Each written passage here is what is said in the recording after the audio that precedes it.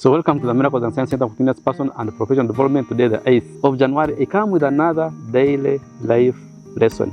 To remind you, these daily life lessons are meant to help us live joyous, pleasurable lives by giving us daily tips which help us to address the problems that this life confronts us with. This daily lesson tells us that you are born free, but you are living in chains. And everybody, not only you, lives in that way, despite the fact that we are born free. Physiologically, biologically, scientifically, the way we are born, we are not born with any constraints. Of course, regardless of some of those who may be unfortunate to have physical, mental, biological defects before they are born. But otherwise, everybody is born free. Nobody is born a slave. Nobody is born to suffer. But we find ourselves in chains of suffering, in chains of slavery, usually brought about by the society in which we live. From time to time, we tell our children, don't do this, don't do that. We confine them in a certain situation, which eventually leads them not to live free lives, but to live chained lives. The way we are to bring our children, the way we are brought, influences the nature in which we live in chains as slaves. But again, we see the most important is that from some of the teachings that we encounter, some of these from religious teachings.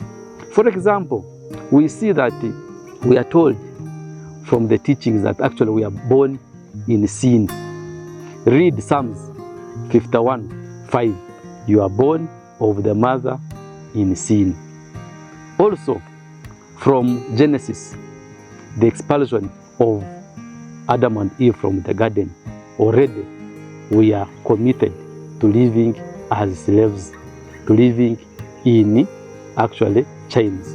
Also, when you read Romans, we find that in Romans 5:12, that actually we are constrained, living in chains. And the sin, which we call original sin, has actually moved to everybody.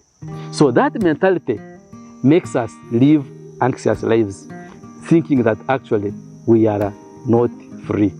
Of course, eventually, through the teachings, especially of the Christian doctrine, that Jesus came to actually rescue us from the original sin by removing the sin and even the consequences of sin. So if we believe that, then why are we still living as slaves? Why are we still living in chains? So it is very important for us to remember that we can use the same understanding from biology that we are born free. That is one. Secondly, even if we go to religion, it is important to remember that we are free, given the fact that we are told in the scriptures that Jesus removed sin and even the consequences of sin. When we have that mentality, we shall therefore not be able to be subjected to some of these draconian laws provided by our political governments, provided by our economically driven governments, and also provided by our cultures. The moment you believe that you are free, indeed you are free. But when you believe that you are not free, you'll be actually still living in that mindset.